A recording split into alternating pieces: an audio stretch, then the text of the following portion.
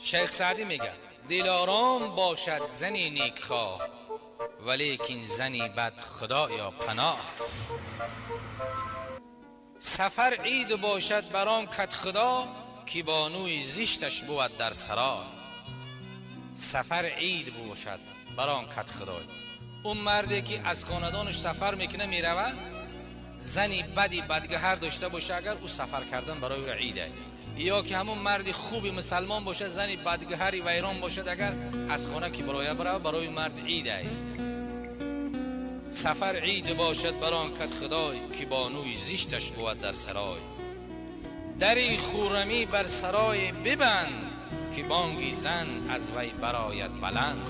حضرت شیخ سعدی میگه از اون خاندانی که آواز زن بلند میبراید، دری خورمی از آن خاندان ببند، که بانگی زن از وی برآید بلند.